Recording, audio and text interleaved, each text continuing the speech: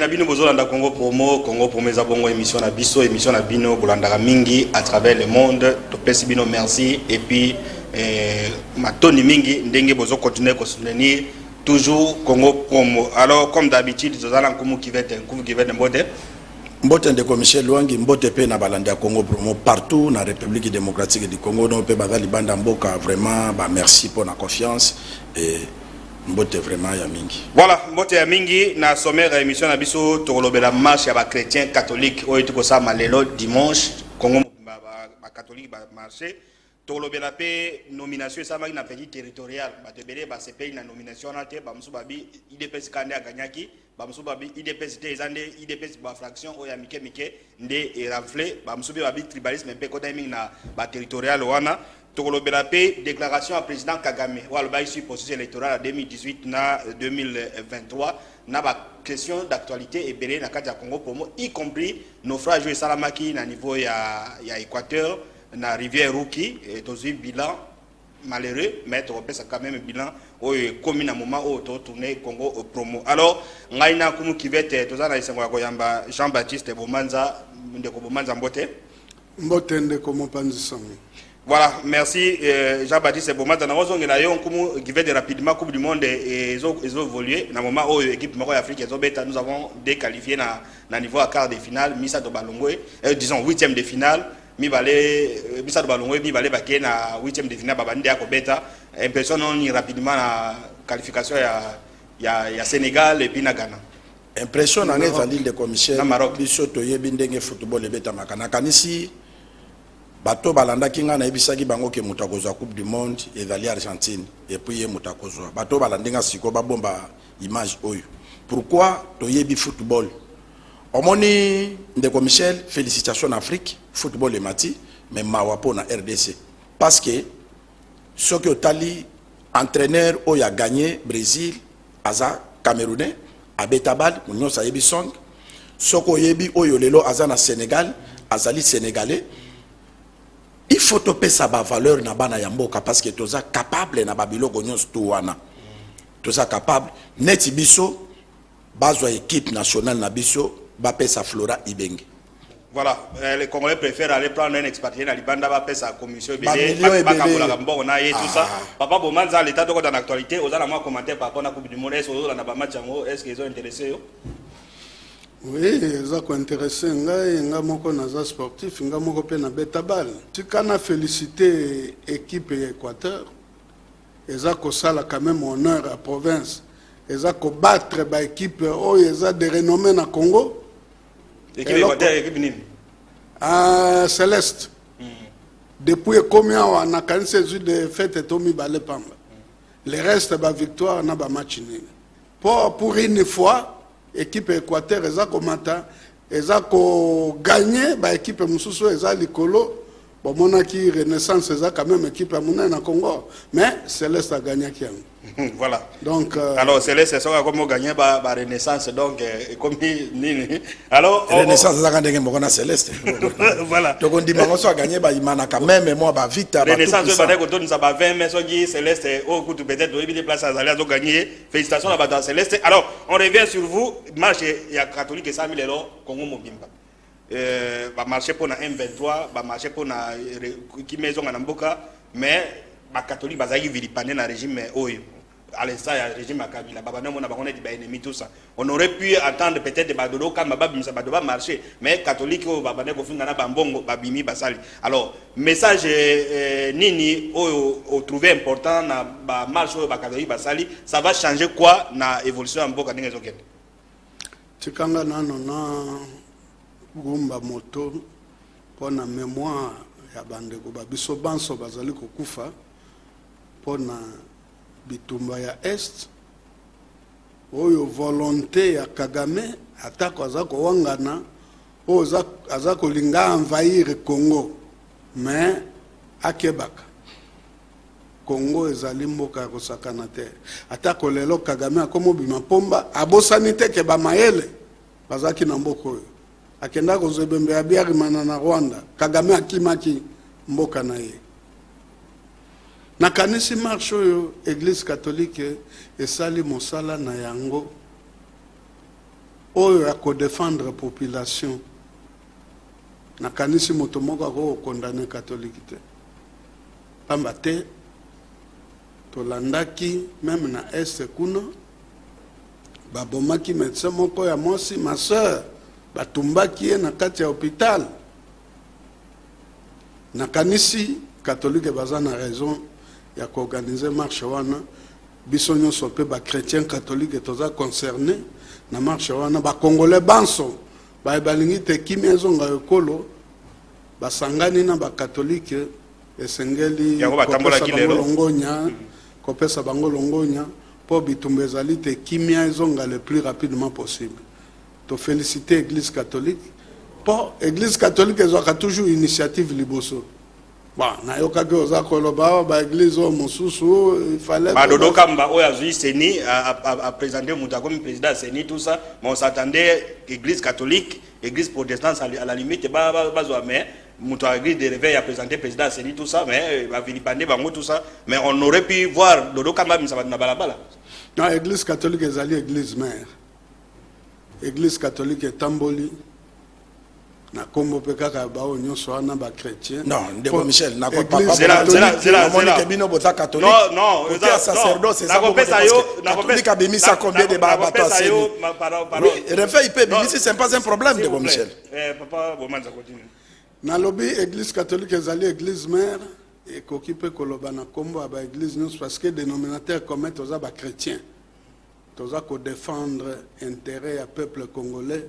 Toza ko bunda po na kimia ezonga na ekolo awa tozali na discussion ba église boite mais problème na biso ezali Congo ezala sauver kimia ezonga totambola na ndenge elongo bani kumu kivede na zongeli yo mais bato bazolo bake soki ekomi na ba marche bato mususu babimaga bani mais soki ekomi na partage à pouvoir c'est quelques années va se retrouver. Alors na oyo catholique bon on ne peut pas dire que non tout ce qui ont marché les bato catholique ba congolais va marcher tout ça alors pour na congolais ça se retrouver pouvoir évoquer ça la ndenge ni pour que bato baza les été ba mona que non mboka za ya biso ke logo ya kokabola bato va se retrouver.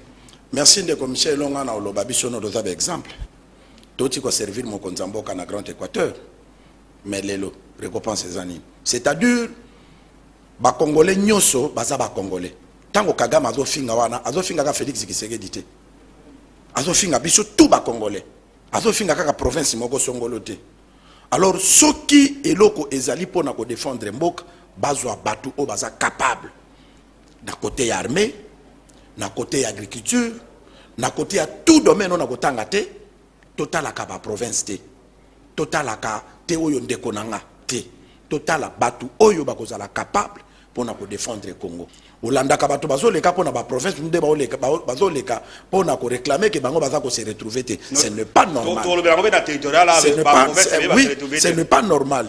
Représentativité il fait ça par rapport à la province tous en a 26 provinces ceux qui va nommer ba bourgmestre même na Kinshasa awa il faut batala na tous les 26 communes il y a Kinshasa est-ce que tous en a ba province moko une très bonne idée neti na Kinshasa na ba bourgmestre ba pesi batu bubu neti to ko bom to ko fallait faster et pas dans na barumbu ba nommer mutu bourgmestre wana to yebe na barumbu te na tikala komone na barumbu te bato ba ko tout nanga nkomo yo za notable ya barumbu est-ce que yebi mutu wana na ko fallait faster na yebi yete babilo kwa ndengo wana eza malamu te bourgmestre ya commune il faut un leader d'opinion que tango azoloba na ba kuluna na ba miyibi na ba to mayele basa ko respecter mais ceux qui vont nommer mutu moko boye boko pesa biso ba notable musala ya ko sala ka ba sensibilisation ya ko sala ka boye pour rien.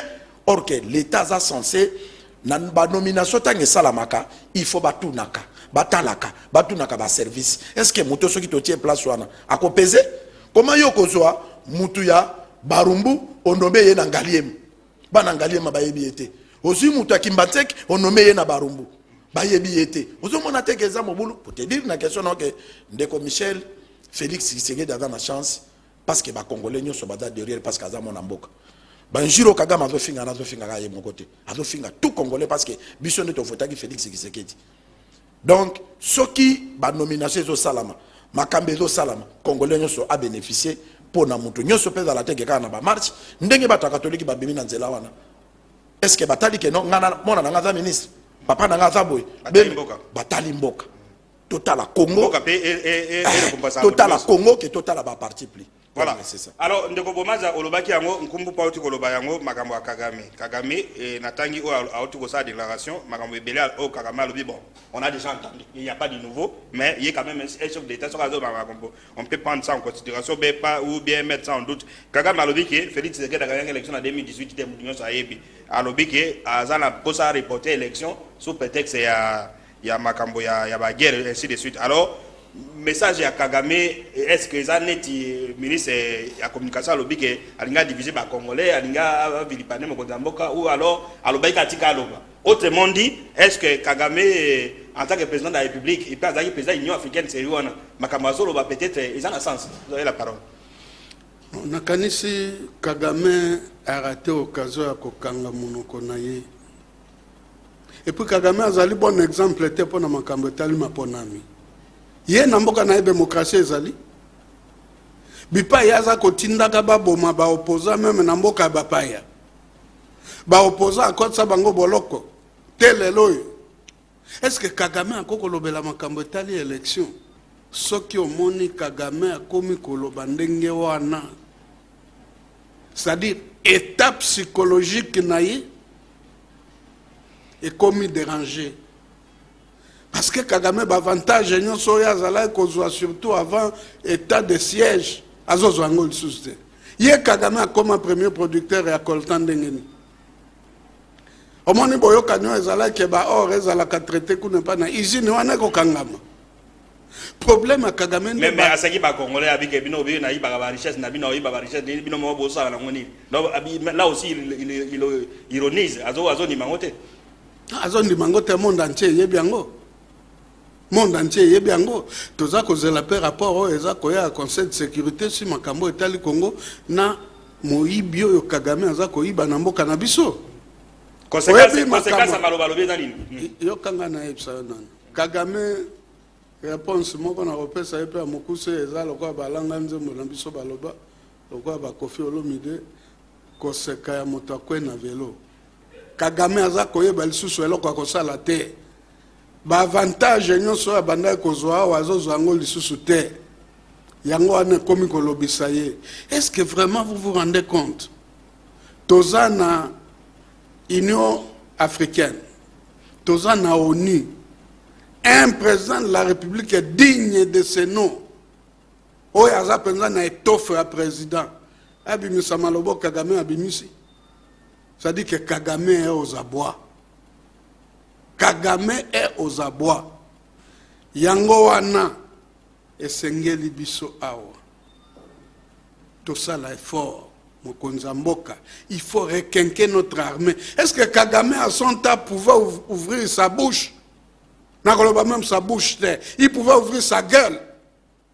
Pour nakoloba la Congo biloko yazo loba lelo. Ye Kagame oebi vérité à makambo. Il faut ba Congolais ba yeba.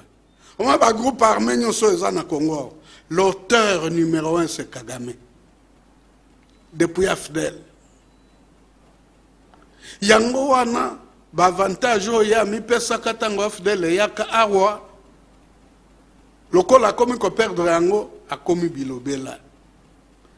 Est-ce que vous pouvez vous imaginer mboka ya bato mususu, un état souverain, yo président ya mboka mususu oya ko juger ba élection na bango oyo c'est salamaki tozo koma na dernière année ya mandat bongo kala wana ya zalaka wa ay ko lobela ngo lelo kala Kagame azalaka wa toyebi nyonso wana e biso tokoloba sete totia ordre na armée na biso zonga ndenge zalaki Congo eza na ba élément formé Nambonga ba contribuable congolais depuis l'époque ya Mobutu tozana ba breveté d'état-major BEM tozana ba technicien d'état-major mais de bomana wana ozongi sebiso na histoire tozonga na actualité Michel yokanga na pesa parole président ya Burundi auto koloba boy abi armée ya EAC oye wana et qu'on va na Congo ti mokolo Congo akozwa armée alors yo zolo ba au moins même Katinga na linga kokoma na place wana. OK ça va, vous avez il faut yeba boye Rwanda, Uganda, Burundi baza ba parrain ya FDL. Bango bato ba déstructurer mboka na biso sur le plan militaire. Oyebi que l'air FDL kotia ba mema ba élément valable ya Congo na mouroir na Kitona ba éliminer bango. Bilombe o bazala ko banisa Kagame ozui ba maele ils ont vieilli, ils n'existent plus, c'est ba douana bazala ressources. Ah ba musu bazali. Ba bazala ki jeune na epoko wana bazalinga na yebi bango. Esengeli tozongisa ordre na armée même président burundais wana. Bango nyonso baza ba parrain ya AFDEL ba signataire ya accord de Lemera. Ba o ya accord wana pesa bango 300 km na kati ya Congo.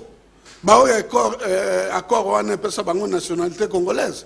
Soki bazoloba eza pamba te bazoloba natina po ba perdre ba avantage wana.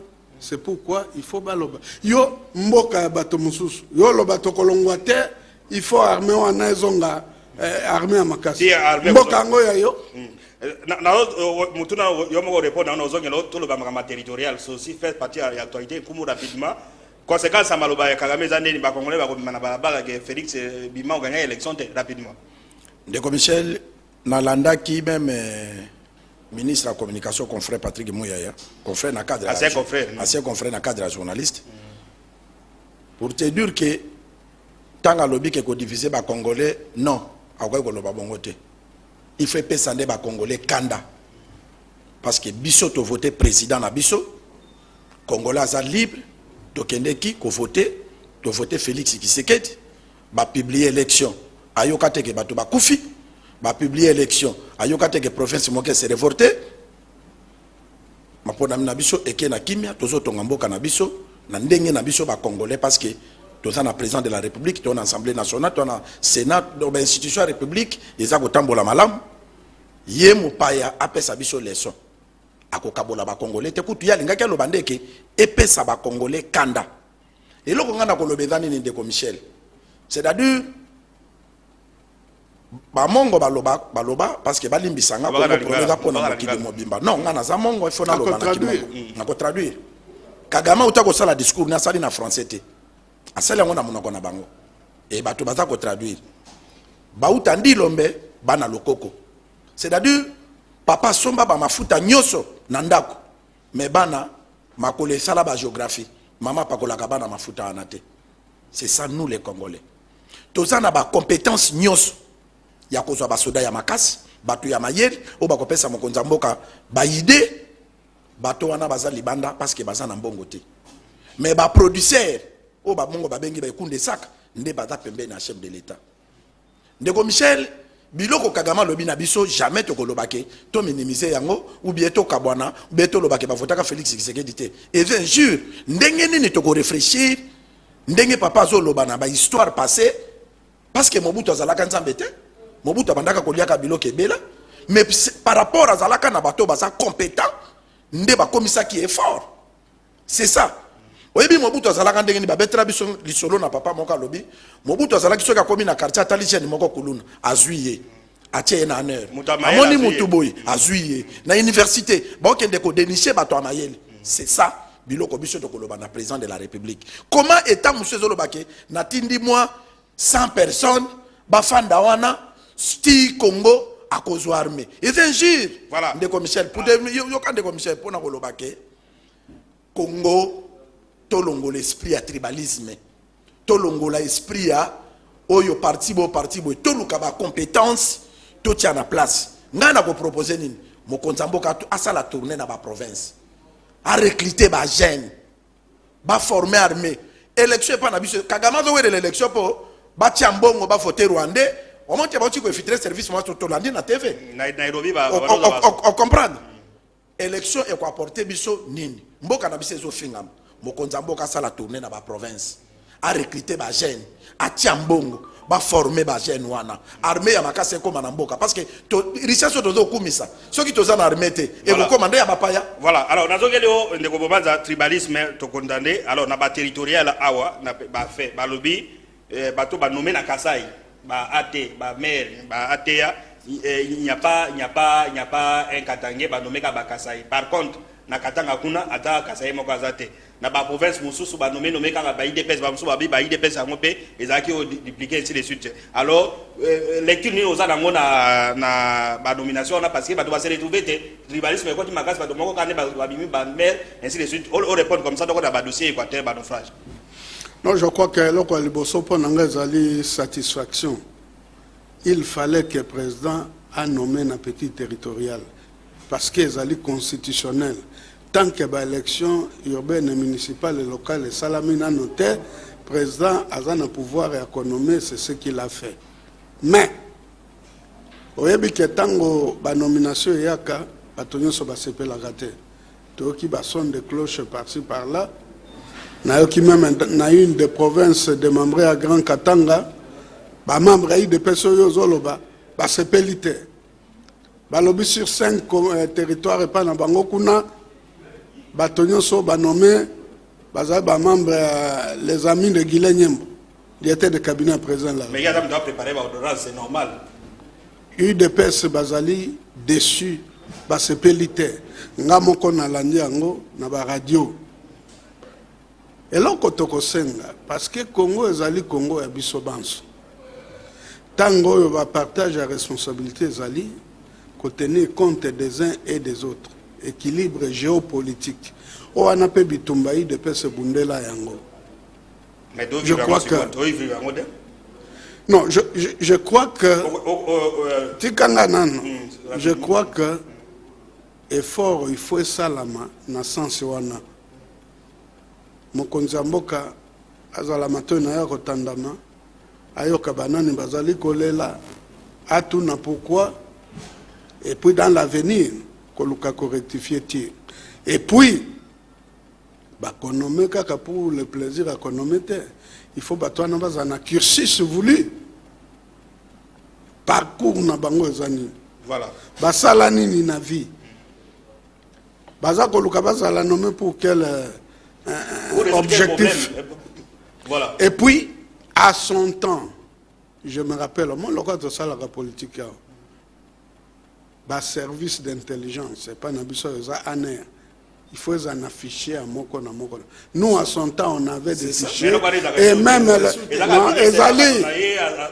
Ezali, c'est faute ya observer yango, nde ezo même abisso na ba contestation. Parce que par renseignement, par un équilibre géopolitique, na géographique, alors,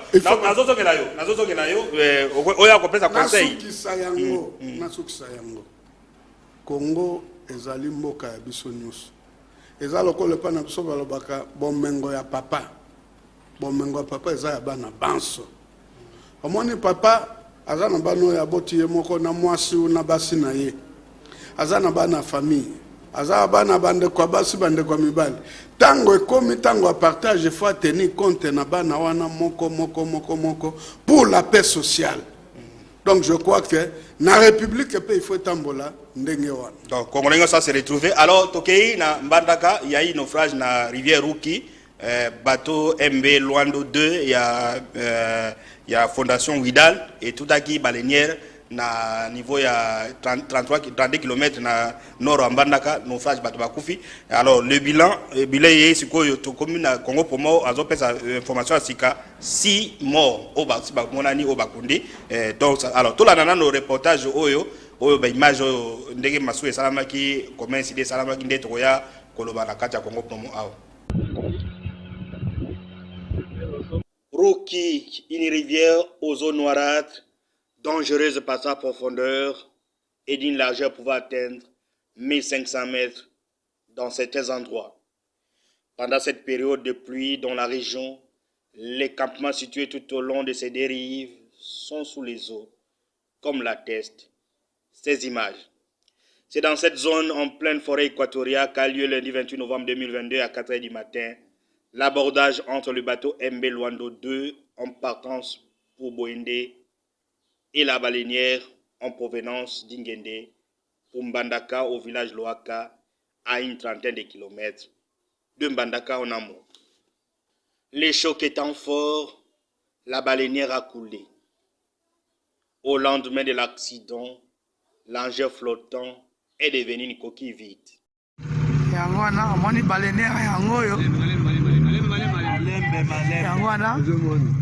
Les bilans humains et matériels est lourd côté baleinière.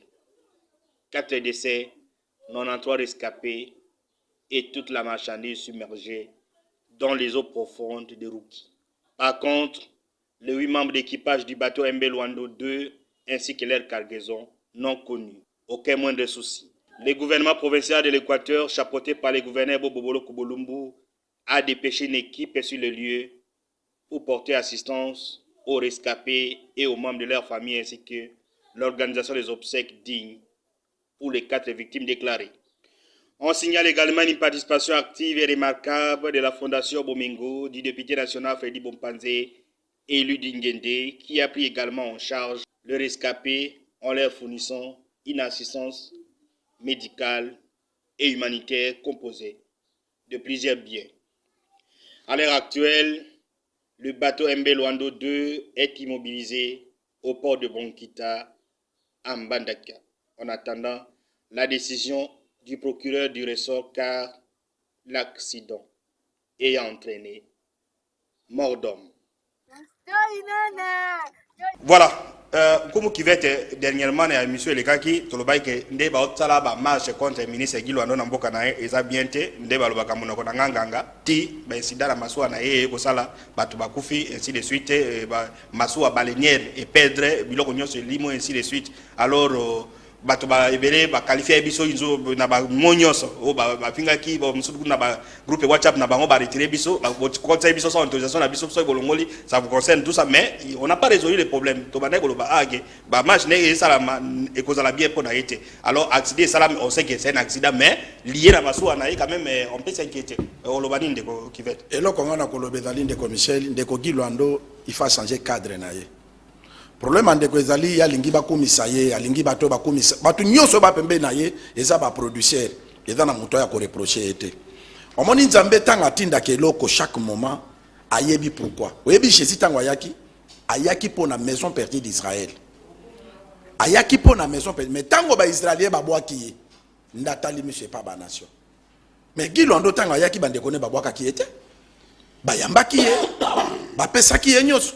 Il y a aussi des frères au bakende ko senga Guy Luando basungae na différents domaines mais ngana yo tozalaka na eloko moko ministre d'état salaka fa comme ministre awa na en face ya parler du peuple à diagonale eloko bangi sanga yango na ndeko Guy Luando lobi alakisi batalobi bota l'entourage nanga ata muto a grande Équateur azate voilà ça des ministre na PNMS na PNM oui on a ministre bato bazawa oyo wapi o Katanga o boye est-ce que pas na moni ata mutu moko ya province d'origine nga ya Tswapa ou bien Équateur azate kaka ndeko na ngwa fungolela nga porte et sala nga nzoto malili ba mongo balobi bontombala aulie campo na lobaka kaka nesiko nobi ndeko bandeko na yo babomba ke bakomi ko marcher contre yo eza malamu te ndeko Guy Luando mona ki province na ye lokola baza basenzi même kupira riba azui ba journaliste à Kinshasa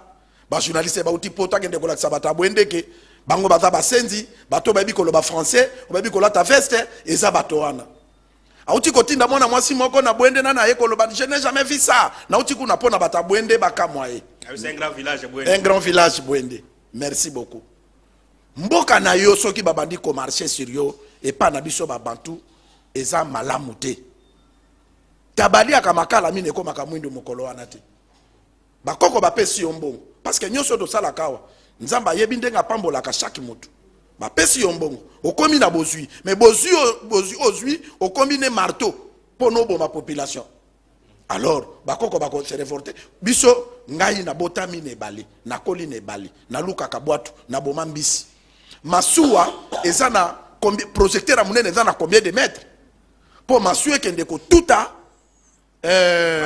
balinière et puis balenine et balone de balagi Luando ta parce que tango babenga karuki bato ba comprendre kate et yeko koma ruki kan tango ekomi na yala mindele tango baye bakutaki papa azo kengele yala azo katsa na il batuni ye okenda kuna nde na lobi na lukaka nde mindele babengi ruki mais ezali bala twapa même mbandaka ndenge zana bilimo utaka twapa bango nde bafandaka wana na libongo wana na mutu ye elwa voilà koma masuwa ya mona ya twapa eboma batune bala twapa c'est très dangereux on doit s'inquiéter conseil tokopesa ye ezali akende kokutana na ba chef coutumier à réconcilier na bango. Très bien. À réconcilier na bango parce que masu ezo tambola na ebale zamboka mususu. Conseil biso do pesa yango wana. Voilà, on a et to ko présenter kaka ba condoléances na bandeko ba kufi puis faut ko fitie gouverneur la province parce que tango bato wana ba kufi gouverneur a dépêché ki bato ba kendeki et puis à récupérer bateau parce que bateau est une unité de production et je DP bandeko ba kendaka bamboka aye nango eza na mbandaka. Donc félicitations na gouverneur la province. Ba sécuriser bateau et là au moins des donner reportage wana ke kota bateau simbi. Alors bon, toi on a mimi toi on a fait toi on a droit neti masu ezindi boye disons balinière biloko épais de tout ça. Alors conseil dit non on fait ça pour que qui met kota mukolo balinière on est à biloko on condamne ça mais et dakaba na kota mwana banini mais incident écoute en entre ba masu parce que moi aussi j'ai utilisé ba balinière on a comme na boende avion ça déjà utilisé balinière ça ba condition difficile mais les gens arrivent quand même. Au conseil dit non on fait ça kolo balinière na kolo masu pour que intérêt d'attente ezo amana. Liboso condoléances na mabotama ye babotama bakufi ezali mawa mingi otuni ngai conseil ni na kopesa ezali sete kolo balenier na kolo bato bakutana basolola pona indemnisation parce que omoni balenière kolo nango asali yango na mbongo bato pe basali na mbongo mais nakanisi dommage oyo eza ebele eza dommage ya balenière po soko tali tonnage ya balenière na tonnage ya bateau balenière nde esali badega ebele ba image ba omona do balenière eloko ezali ekomi kotivide eloko ezali soute ata saki moko ba récupérer te na bato pe bakufi papa bomani bakutana yango naza koloba bakutana basolola po dédommagement pe esalama ye eleki na biso ministre d'état Guy Lwando azali mwana Grand Équateur atala par tous les moyens ndenge nini akozwa solution na likambo wana po kolo balenière azalaka ntango nyonso kolela te et puis kombo na ye ezala ntango nyonso na monoko na ye soki nakomi boye eza mpo na Guy Lwando ekozala malamu te asala par tous les moyens à résoudre le problème wana et puis Grand Équateur tozali grande famille biso tobotama tokola na mbandaka ndenge baboti na bakulutu na bakoko bayebisa biso baloba te yaya akotikala kaka yaya mama kaka mama tata kaka tata leki kaka leki. Voilà. Esengeli te tango toza kotambolaka na mboka mundele nde tolobaka mutu nyonso ayebaka role ya mutu makambo wana nyonso ezalaka na mutu na biso ezala te lokola ndeko na biso molimo na ye pema na kimia mabele elisi ayemba aloba mbangu pema esengeli boyokani ezala kati na biso po ba incident oyo wana eza accident ye Lwando akanaki te ke maswa na ye tout abalenière mais kwei lokola kwei aluka par tous les moyens bazwa compromis yena kolo balenière. Voilà, bazo a compromis on entend le gouvernement provincial ya Équateur et donc des apona gouvernement provincial bazui ba mort wana ba kundi et puis na fondation Bomengo ya honorable président de Domoni toti kaka na Équateur to landa vote ya loi budgétaire disons édit budgétaire ya province ya Équateur ndenge lekaki. Messieurs les gouverneurs de province de l'Équateur, Excellence, le détachement d'honneur de la police nationale congolaise, garnison de Mbandaka, est rangé pour vous accueillir et vous rendre les honneurs à l'occasion de la présentation du budget de la province de l'Équateur, exercice 2023. Permettez-moi de rendre les hommages les plus déférents au président de la République, chef de l'État, son Excellence Félix Antoine Tshisekedi Tshilombo, qui veut faire de ce pays un véritable état de droit et un pays moteur du développement de l'Afrique. C'est pour moi un honneur et un devoir patriotique de prendre la parole ce jour dans cet hémicycle pour défendre les projets budgétaires de la province de l'Équateur, exercice 2023. Le présent projet de dit portant budget de la province de l'Équateur pour l'exercice budgétaire 2023 a été élaboré conformément à la circulaire numéro 003/CAB/ME/Mini Pro Budget 2022 du 5 juillet 2022 contenant les instructions relatives à l'élaboration de la loi de finances de l'exercice 2023 et à la loi de finances numéro 21. Après adoption, article par article de l'édit portant budget de la province de l'Équateur, exercice 2023, pouvons-nous adopter cet édit dans sa globalité? Si oui, veuillez le manifester qui sont pour. L'édit portant l'Équateur, exercice 2023, est adopté à l'unanimité. Totikala kaka na Équateur côté ya Mbandaka 2 marché ya Mbandaka 2 ezalaki na salite makasi bafulo banini alors tracteur ekende kuna kobongisa kozongisa kimia na marché wana bamama bazosepela tozolanda mama moko nde tozongi na suite ya Congo Promo oyo aza na esengo mpona papa na biso bobo aye kolongola biso na boumbu naza na Mbandaka 2 tobandaki koteka te pavillon na biso salite makasi mai soki toteki masapa na pokwa na ndako tozongi makolo epasuki esami kaka me na sepe na mon excellence aye kolongola biso basalite abongiseli biso yango natondi na esengo makasi président de la république atikela biso papa na biso bobo aza kosunga biso abongiseli biso zando ase biso makambo ya kitoko apesa ye misolo abongisela biso mboka atieli biso bakura na balabala tobandaki kotambola molili atieli biso bakura abongiseli biso makambo nzambe alola apambola na ye na président de la république. Totikala toujours na Équateur totikoloba honorable Bompanze afungolaki centre informatique moko wana pona kopesa ba jeune bayeba informatique na niveau ya mboka tolanda message wana nde tozongi tozokontinue pona Congo Promo. Eye yafika na kata territoire ya Ngende Ninyango, centre d'apprentissage technique professionnel et métier ezalili kanisia mwana mboka Fredi Bompanze oyo amemeli bana Ngende territoire mobimba pona ntombwa ya bilenge basi bilenge mibali papa bamama mpe lokola pona baye balinga informatique polelo mokili ya lelo soki oyekoli informatique te oza lokola moto otanga kelasi te yango mwana mboka Fredi Bompanze komonaka mikakatano ye amemeli biso eloko ya sika na kati ya mboka kuna soki okomi okokuta ingénieur de best tanga oyo azali technicien maintenancier ya bamateriel nyonso oyo ezali na kati wana mwana mboka Fredi Bompanze na bolingo ya territoire na ye na ntombwa ya territoire na ye totalaka nini yango amemeli biso Alors, tozo ke desiko na chapa, na zozo ngela bino, c'est très important ce que nous allons dire. Na kati émission oyo tolobaki na territoire à Djolu. Na territoire à Djolu, mutu moka za wana gagné l'élection depuis 2006 à Bimaka. Il rafle de deux sièges.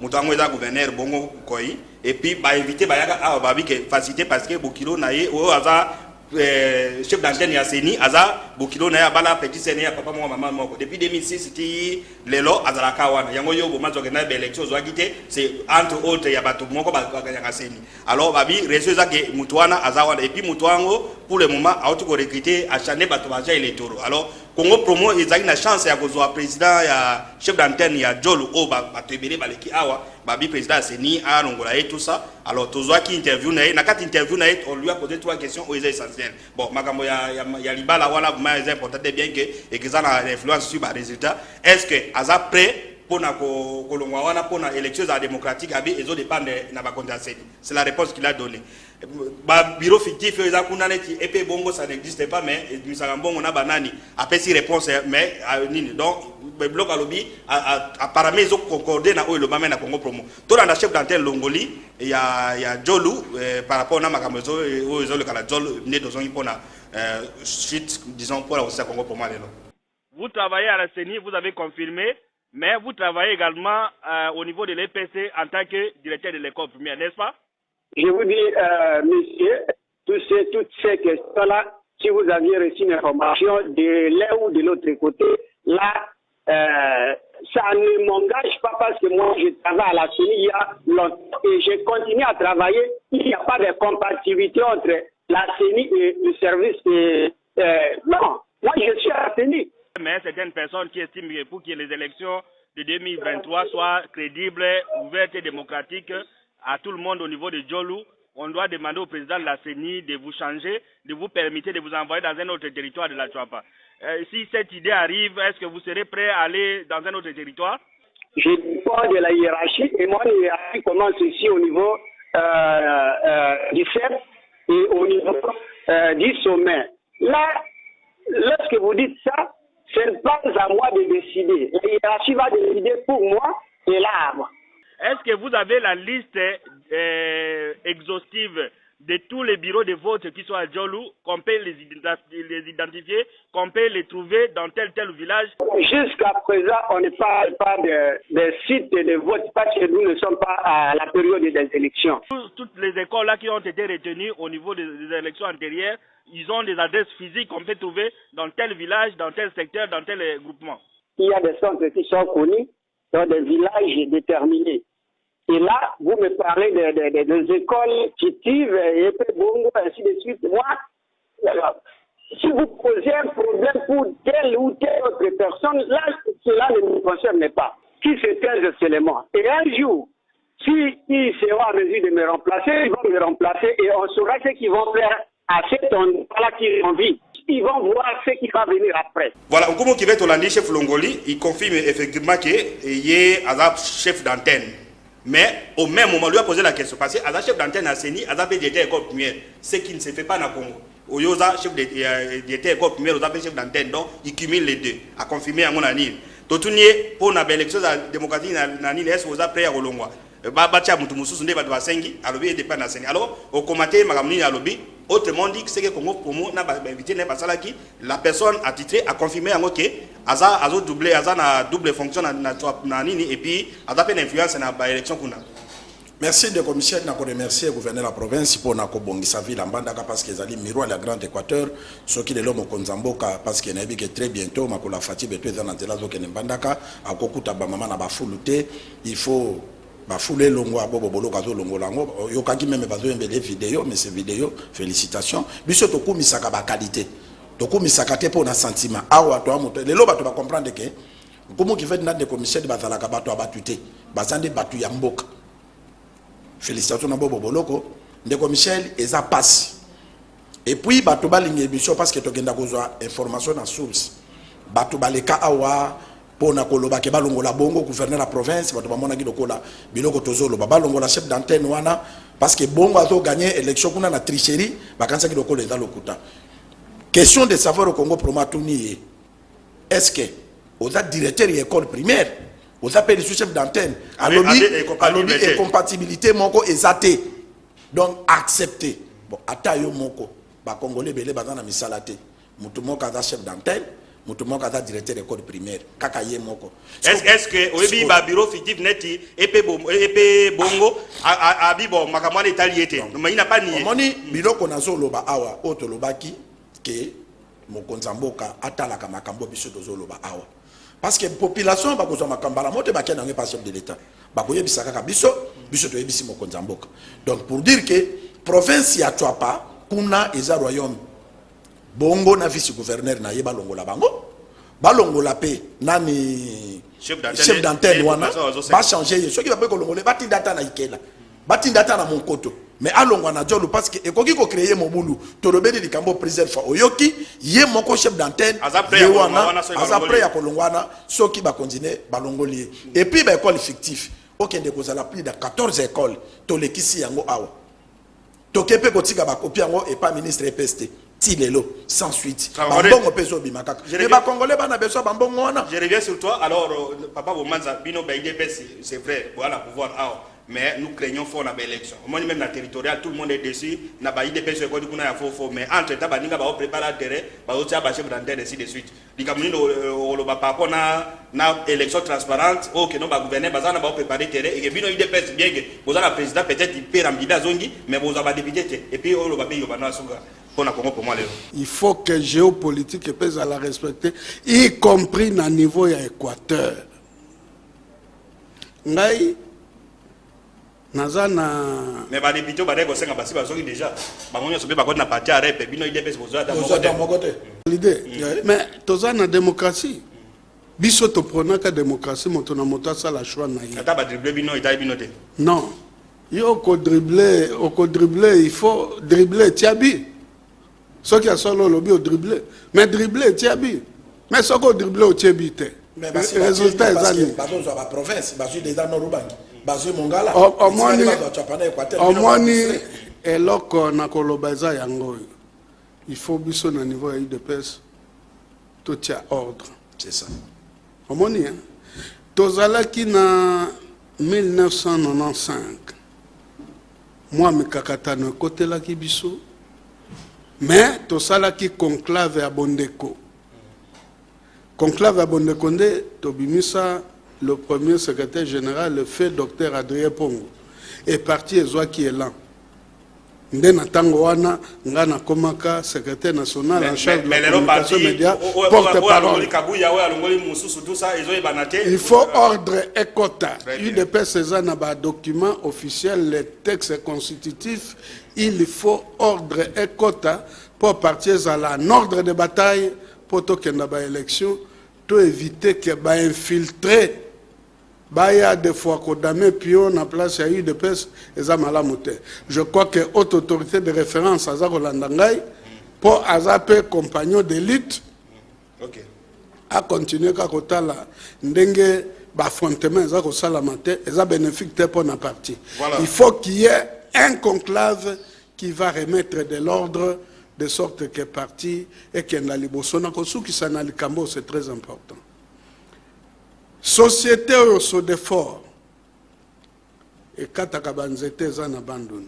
Mais société wana kati na zamba na ngai na Équateur na Ekonda na mboka na ngai sangi babandi ko kata banzete sans autorisation. Sans que ngai na autorisé, sans que ngai na yeba. Na komaki na ministère environnement processus est en marche mais ce qui monde là ngo balobi ce qui aza portugais ce qui azolanda te batona ce qui bazolanda ayeba ke banda lelo na matina mukongo na yi. Très bien. Alors nous sommes arrivés à la fin de l'émission pour na IDPS ba résister kotombe kane baloba na la terre Deus ex machina terre comme les dieux qui tombent sur la terre il faut travailler mais baninga bazo travailler ka bazo kosa bango no majorité ni non sacré mais en réalité ba oza ba siège et bino bo ça la peut-être avec président de la République coalition na batu mususu non